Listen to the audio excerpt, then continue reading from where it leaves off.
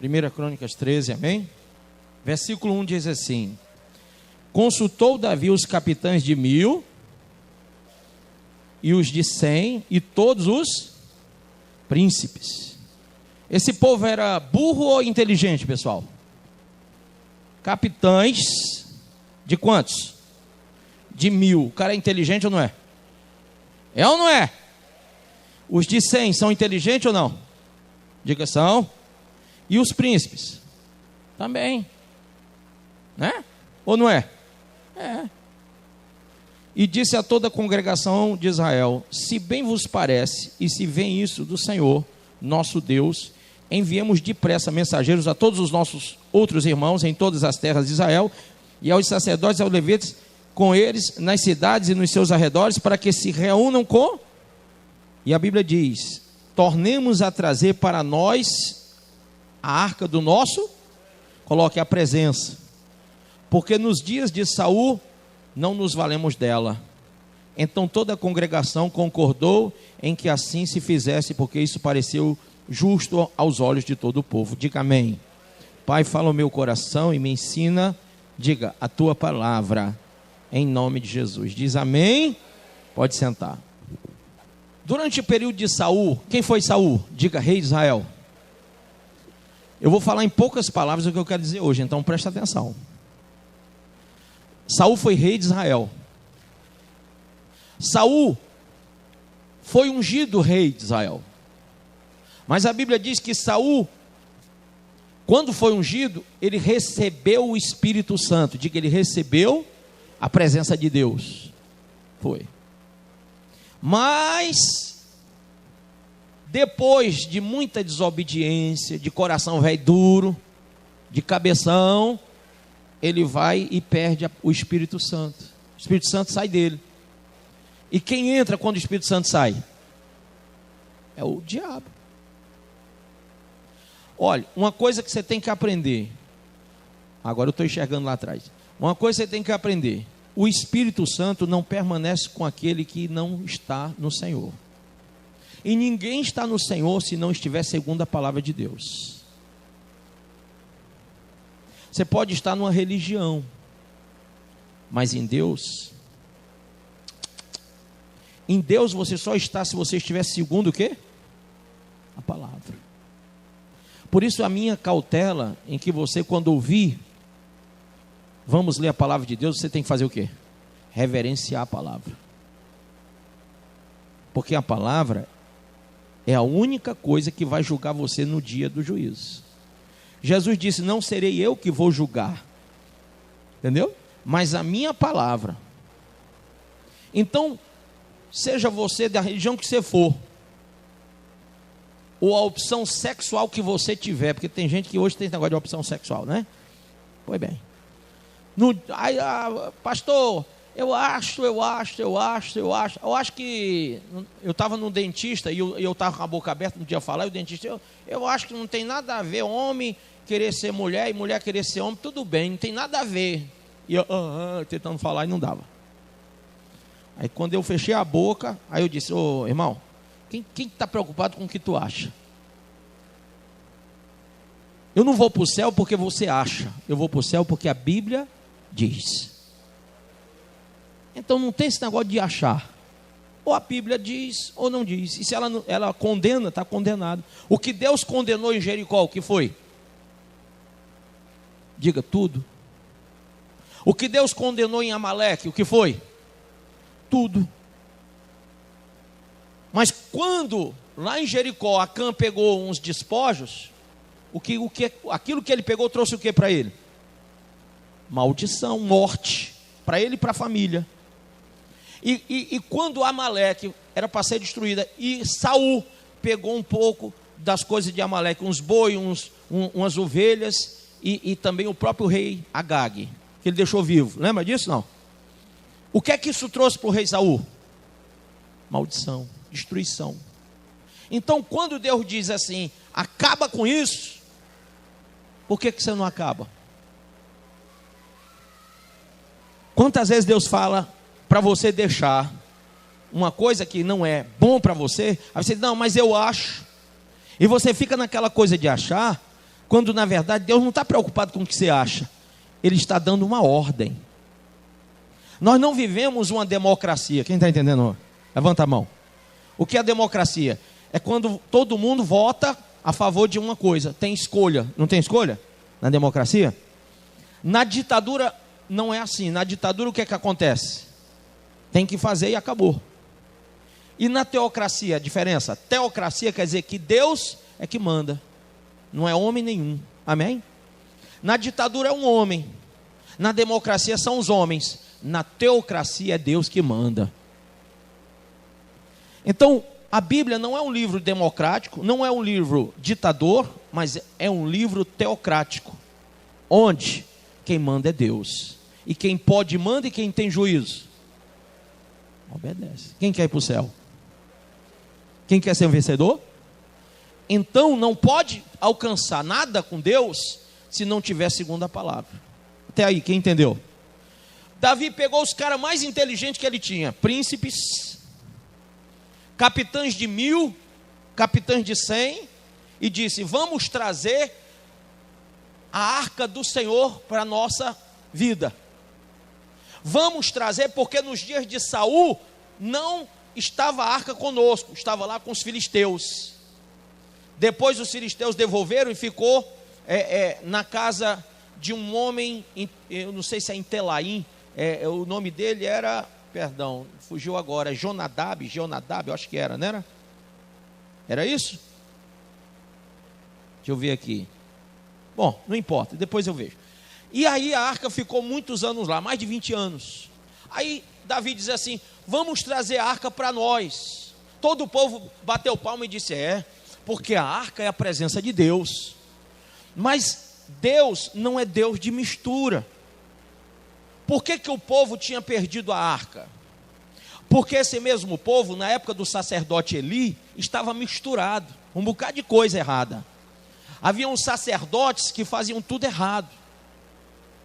Estavam fazendo adoração a deuses de pau, pedra e gesso, que a Bíblia condena. Quem sabia disso? Levanta a mão. Quem já leu os 10 mandamentos? Já leu? Já leu não? Já? O que é que diz o mandamento? Eu acho que é o primeiro, não, é o segundo mandamento. Diz assim: não farás para ti imagem de escultura. Você está vendo algum aqui? Tem algum aí? Porque a gente não pode ter nem em casa, nem no pescoço e nem na igreja. Amém? Não farás para ti imagem de escultura. Não servirás a outros deuses. Eu sou o Senhor, Deus zeloso, que visita a maldade dos pais nos filhos até a 3ª e 4ª geração, e faço misericórdia até 1000 gerações daqueles que me amam. Amém? E ele diz para não fazer imagem de escultura e nem adorar. Mas o povo de Israel estava fazendo isso, estava se prostituindo, estava adorando imagens. Resultado? Perderam a arca. A arca foi levada pelos filisteus. Depois de muitos anos, esse povo viu que precisava da presença de Deus. Aí Davi diz: olha, vamos trazer a arca de volta. Vamos. Só que para trazer a arca de volta, eles tinham que fazer da maneira correta. Primeiro eles tinham que estar em obediência. Tudo que eles tinham feito de errado, eles tinham que ter resolvido. Mas não fizeram assim. Lá no Êxodo 25 diz como é que a arca tinha que ser carregada. Depois você lê. Lá no Êxodo 25 diz que tinha que ter umas varas de ferro e os sacerdotes segurando a arca. O que é que eles fez? Davi fez com os inteligentes de plantão. Um capitão de 1000, um capitão de 100 e os príncipes. Olha o que é que eles fizeram. Um bocado de gente inteligente. O rei Davi era um homem inteligente. Olha o que eles fizeram. Como é que os filisteus devolveram a arca? Devolveram com as vacas e um carro bacana, e botaram as vacas para puxar o carro, e as vacas trouxeram a arca até acho que foi Telaim. Foi? Foi mesmo? Foi? Tá bom. Mas Deus merece uma coisa melhor. Vamos fazer um carro novo e vamos botar uns bois daqueles bem, sabe? Aqueles boi bonitos. E vamos levar a arca, tirar a arca de lá e vamos trazer, é Jonadab o nome do cara, né? Vamos buscar na casa de Jonadab, vamos trazer para Jerusalém a arca, mas vamos trazer com um carro novo e com os boi bem robustos, bem bonito, porque Deus merece. Quem pode aplaudir a atitude de Davi, dos seus capitães de 1000 e capitães de 100 e seus príncipes? Pode aplaudir essa atitude, sim ou não? Foi boa ou não foi? Foi ou não foi? Aplaude aí. Foi boa, não foi? Oh, tirou as vacas e colocou os boi, botou um carro novo. Irmão, você aplaudiu à toa. Vou dizer por quê. Eu acabei de dizer que a forma de carregar a arca não era com boi nem com vaca, nem com carro novo. Era com sacerdote, segurando nas varas de ferro e levando o peso da arca. Quem está entendendo? Quando o sacerdote é preguiçoso, aí bota na mão do boi, da vaca. Mas quando é de Deus, ele quer carregar o peso da obra. Quem está entendendo? O peso do seu chamado. Tem gente que não pode pegar um pesozinho e está morrendo. Não quer abrir mão de nada. Aí Davi foi e fez isso. O que é que aconteceu? Por causa deles terem feito da maneira errada, e tem gente que quer servir a Deus, mas quer servir a Deus da forma errada. E qual é a forma errada? É a sua forma, a sua maneira. Tenho que dizer isso. Posso falar ou não? Se fosse certa a sua maneira, você não precisava da Bíblia. Rasga a Bíblia, joga fora e vai fazer do teu jeito, uai. Mas se tem uma Bíblia aí na tua mão, é porque tem uma maneira diferente, ou não? Se tem um pastor aqui para ensinar, que tem alguma coisa que você não sabe. Então, presta atenção, porque o povo é destruído por falta de quê? Conhecimento, Oséias. Aí a gente está aqui ensinando, mas você continua naquela visão. Não, mas eu acho. Vai morrer achando. E não vai achar coisa nenhuma. Só maldição. Pegaram com boi carregando a arca, e aí vem um buraco ali, o boi tropeça no buraco, a arca vai cair, e um soldado segura a arca na mão. Quando ele segura a arca na mão, ele morre fulminado por Deus. Deus fulmina aquele cara, mata. Aí aquele cara que morre, Davi diz: como é que pode, Senhor? Eu estou trazendo a arca para Jerusalém, o Senhor mata um homem, o filho de Jonadab. Como que era o nome dele? Abinadab, né? Abinadab, desculpe. Como que era o nome dele?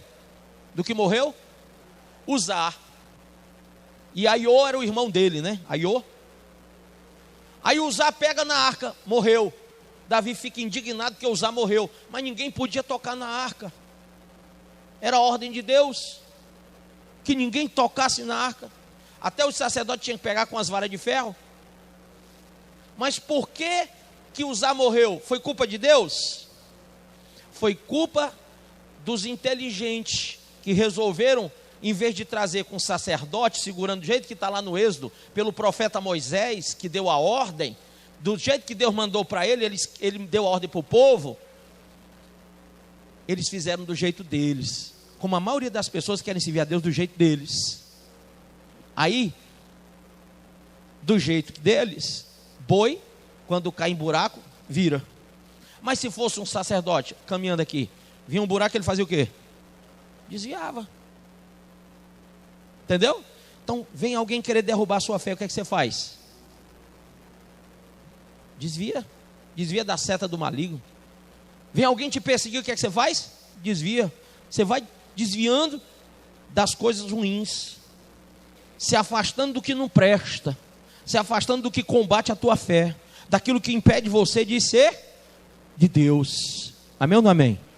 Aí, quando Davi viu que morreu aquele cabra lá, filho, né, de um amigo dele, de uma pessoa conhecida dele, ele disse: rapaz, eu não vou ficar com essa arca não, vou deixar na casa do primeiro que eu encontrar. Tinha um casebrezinho caindo aos pedaços de um homem chamado Obed. Ele foi e disse: vai ficar aí na casa desse homem. Como é o nome dele? Obed, um edomita. Ah, é? Então vou chamar ele de Obed de Edom. Obed Edom. Fica aí. A arca passou 3 meses na casa de Obed. E a Bíblia diz que Obed ficou rico. Amém ou não? Glória a Deus. Olha só. A arca ficou na casa de Obed. Obed prosperou. Por que Obed prosperou? Diga, por quê? Durante 3 meses, ele ficou na presença de Deus. Tu imagina quanto tempo é um culto desse? É 1 hora e pouco? Se você passasse 3 meses direto na presença de Deus, como é que você saía de lá? Olha, quem é velho ficava até de cabelo preto. É verdade. Não tem um doente que não fique curado, ou não é? Tu acha que Deus, tu entra na presença de Deus e Deus deixa tu sair doente? É só para quem não tem fé. Tu entra na presença de Deus e Deus vai deixar tu sair com a vida, ó. Não. Mas, durante 3 meses ele ficou na presença de Deus. A Bíblia diz que Deus o abençoou. Amém? Aí chegou no ouvido de Davi. Olha, aquele andarilho, aquele cara do casebre, lembra daquele cara? Lembro. 3 meses depois, ele é um fazendeiro rico.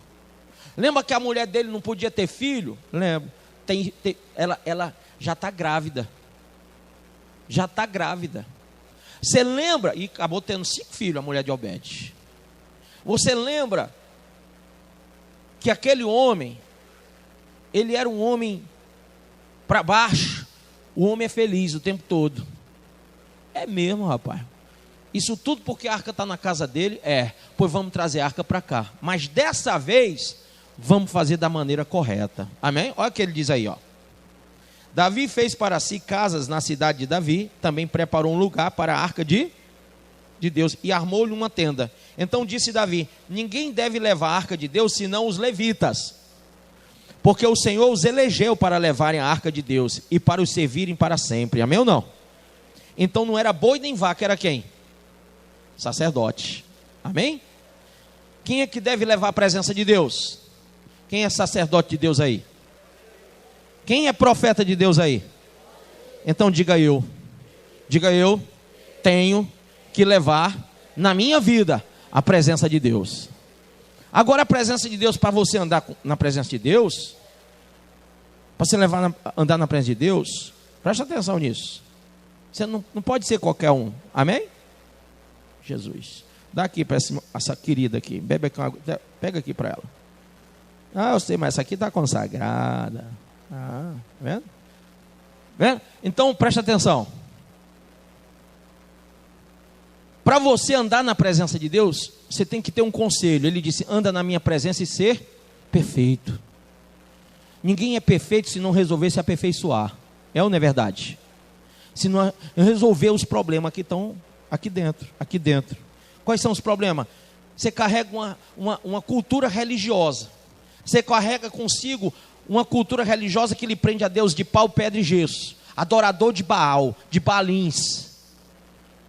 Você era espírita, você carrega aquela cultura de entrar no centro espírita e incorporar, receber espírito. Você era católico ou qualquer outra religião e você adora a imagem de São Francisco, Santo Antônio, São José, Maria, não sei mais o que. É ou não é?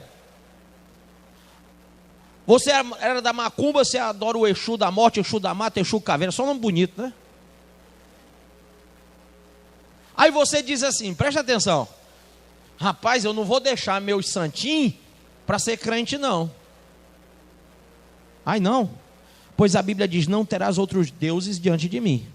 Escolha, a quem você quer servir, a Deus ou aos santos?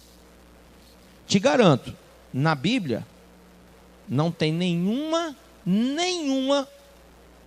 versículo que apoie você adorar santo. Nenhum. Se você me mostrar só um, eu vou ser adorador de santo também. Só um. Mas eu já li talvez umas 70 ou mais vezes a Bíblia, eu não vi nenhum. Eu pergunto, será que eu estou errado, gente? Se o próprio Deus condena, como que eu vou discutir com Deus? Ah, mas o Papa diz, o Papa... Quer dizer que o Papa está acima de Deus? Não, mas o pastor falou, o pastor está acima de Deus? Não. O bispo falou, está acima de Deus? Também não. O apóstolo falou? Também não. Quem está acima de Deus? Ninguém, só a Bíblia Sagrada tem que estar como regra na nossa vida. Amém ou não? Ninguém está acima de Deus. Então eu não estou aqui falando uma coisa que eu acho. Eu estou dizendo o que a Bíblia diz. Tá certo? Para quê? Para que você não entre em condenação servindo a Deus da maneira errada. E a maneira errada é a que você acha que é a certa. Na sua maneira, Deus aceita o homem botar brinco. Na sua maneira, Deus aceita você fornicar. Da sua maneira, Deus aceita você adorar a imagem. Da sua maneira, Deus aceita você usar roupa indecente, indecorosa. Da sua maneira, Deus aceita você ir para a igreja quando quer, fazer o que quer, falar palavrão, ou não? Da sua maneira. Mas da maneira da Bíblia, a Bíblia diz: santificai-vos. A Bíblia manda que a gente se santifique. Purificai-vos.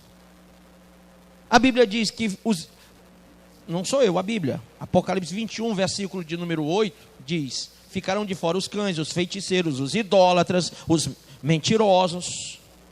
22, aliás, é o 8, o 21, 15 e o 20, não, é o 20, 21, 8 e o 22, 15, que fala a mesma coisa. Ficarão de fora os cães, os feiticeiros, os mentirosos e os idólatras. Se a Bíblia diz que ficarão de fora do reino os idólatras, e todo que adora um ídolo é idólatra, todo que adora o dinheiro é idólatra, porque a Bíblia diz que amor ao dinheiro é raiz de todos os males, e diz que todo aquele que ama o dinheiro é idólatra. E o que é amar o dinheiro? É deixar de estar numa igreja para ir trabalhar na hora do culto. Quer ver outra coisa? Dois homens de Deus estavam lá na praia, e Jesus disse: bora, deixa tudo e me segue. Senhor, deixa eu enterrar o nosso pai, que o nosso pai morreu. Deixa os mortos enterrar os mortos. Vem e me segue. Então nem dava para enterrar o pai, tinha que seguir Jesus. Amém ou não? Qual é a sua prioridade? Qual é a sua visão de Deus? Deus está em primeiro lugar? A palavra de Deus está em primeiro lugar? O que satisfaz você é cumprir a vontade de Deus ou a sua? A maneira que você quer servir a Deus é com boi, é com vaca, mas não é sendo sacerdote. Porque para ser sacerdote tem que carregar o peso. Para ser sacerdote você tem que dizer: rapaz, eu vou ter que pagar preço de oração, jejum, eu vou ter que ler a Bíblia. O pastor leu umas 70 vezes, eu vou ter que ler 71 para bater. Amém ou não? Servir a Deus é deixar de estar junto e se casar, botar o bambolezinho. Servir a Deus é deixar a droga, a bebida, a maconha, a cocaína, o haxixe, a pedra. Servir a Deus é deixar de mentir, de roubar, de enganar os outros. Servir a Deus é ir para o culto, é fazer a sua vida um culto a Deus em casa, é ser um bom pai, uma boa mãe, é amar o próximo como a si mesmo.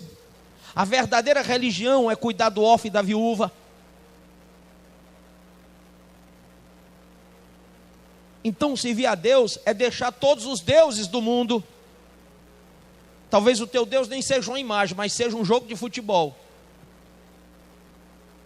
Se tivesse final de Copa hoje, pastor, teve uma época que eu fiquei indignado com a igreja. Era final de Copa, e era num domingo, na hora do culto, e o povo chegou para mim e disse: aí pastor, o culto vai ser antes ou depois do jogo? Quem lembra disso? Eu disse: vai ser na hora, e quem não vier é do diabo, é filho de Satanás. Foi. O povo chegou tudo na hora do culto. Foi. Lembra disso? Lembra? Não veio todo mundo não, porque tinha um bocado de filho do cão lá. Mas irmão, o culto foi uma bênção. E quando o Brasil fazia um gol, só foi um também, lá fora, dentro da igreja, todo mundo adorando o Senhor. Eu fiquei tão feliz que foi 7-1. O Brasil levou uma peia. E eu disse antes de tudo, eu disse: vai perder. Eu sou profeta, vai perder. Para crente criar vergonha, deixar de ser idólatra. Porque se os crentes se unissem, na casa de Deus, quem sabe até o Brasil ganhava. Mas não ganhava, não era só jogo não, ganhava na política, ganhava na economia, o país subia para frente, porque um povo que segue a Deus, Deus abençoa. A Bíblia diz: honrarás o Senhor teu Deus sobre todas as coisas, honrarás o Senhor teu Deus sobre todas as coisas. Você está honrando a Deus sobre todas as coisas? Irmãos, vamos ler a palavra de Deus.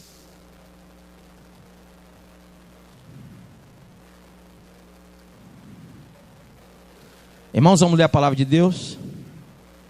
O cara nem trouxe a Bíblia. Que palavra. Irmãos, então fique de pé.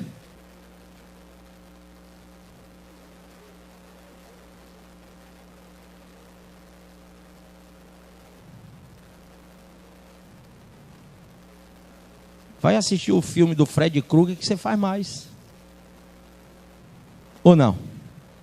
Sim ou não? É ou não é? Quem veio cultuar Deus? Então, irmão, qual é a motivação que Deus tem para abençoar um povo que não reverencia Ele? Fecha a Bíblia. Entendeu ou não entendeu? Nós temos que entender que entrar na presença de Deus só entra da forma correta. Foi o que Davi disse? Olha o que Davi disse. Agora vamos fazer da maneira certa. Vamos chamar os sacerdotes para carregar, porque senão vai morrer mais um, e mais outro, e mais um, e mais outro, e mais um, e mais outro. Ninguém quer morrer aqui, quer? Quem? Não, né? Então, se não quer morrer, aprenda a servir a Deus da forma certa. Foi isso que Davi aprendeu. A lição é essa: servir a Deus. Quando você veio para cá, você veio para isso. Não foi para ser servido. Olha, eu gosto de chegar na igreja e me sentir bem. Mas eu vou te contar uma novidade. Você tem que chegar aqui e fazer Deus se sentir bem com você. Se Deus se incomodar contigo, quando tu der o primeiro passo lá fora, ó, já era. Primeira topada, tu cai e não vive mais. Quando tu der a primeira fungada, morre. Porque você só está vivo porque Deus está te dando fôlego de vida. Então não força a barra com quem pode. Não tenta controlar aquele que é o dono da vida. Entende que você é que depende de Deus. Amai a Deus sobre e ao teu próximo como a ti mesmo. Foi isso que Jesus disse. Ame ao Senhor. Ame ao Senhor. Por que Obed ficou rico, abençoado, a mulher curada? Porque ele amou o Senhor, se apaixonou por Deus. Ele passou a ser um dizimista, um ofertante, um tesoureiro, passou a ser um adorador, um tocador, um vigia. O homem era tudo dentro da casa de Deus. E os 5 filhos dele foram servir a Deus também. Bora, negada, vai todo mundo servir a Deus. Vai ficar ninguém em casa, mulher e menino, vai todo mundo para a casa de Deus. Não ficou um dentro da casa dele. A fazenda era grande, mas só tinha os servos trabalhando. Porque na hora do culto, ia a família todinha. Deixava só os animais. Bora, negada, todo mundo, bora, não vai ficar nenhum não, vamos adorar a Deus. Era assim que era Obed. Esse homem prosperou porque ele não deixou de ser um seguidor verdadeiro. Ele se apaixonou por Deus. Então nós temos que ter no nosso coração esse desígnio, essa certeza de que Deus merece toda a honra e toda a glória. Amém? Amém? Você entendeu isso? Quem entendeu? Entendeu mesmo? Então, quem tem Bíblia em casa, traz a Bíblia. Traz a Bíblia. Você tem em casa, não tem?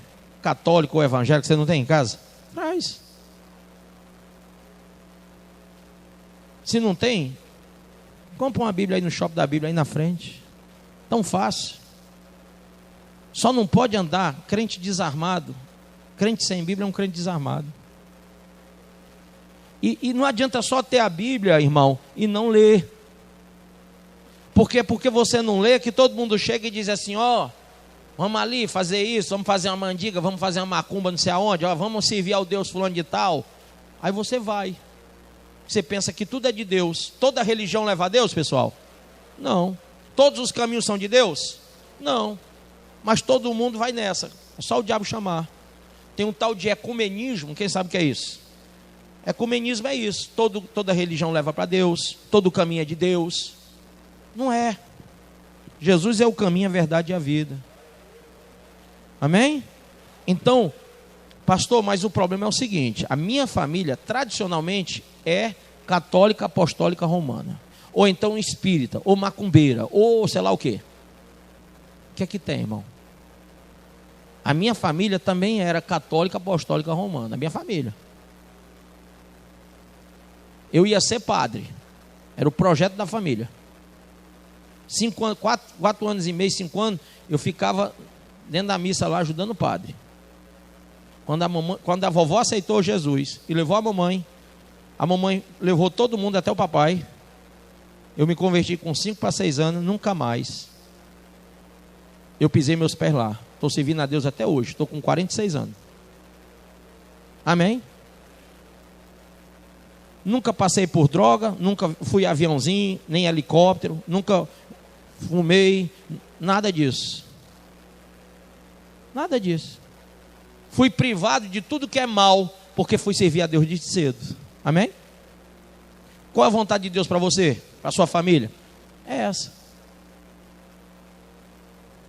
Nós estamos num mundo que pegam criança, como essa meninazinha aqui, e botam um homem deitado nu para a menina pegar.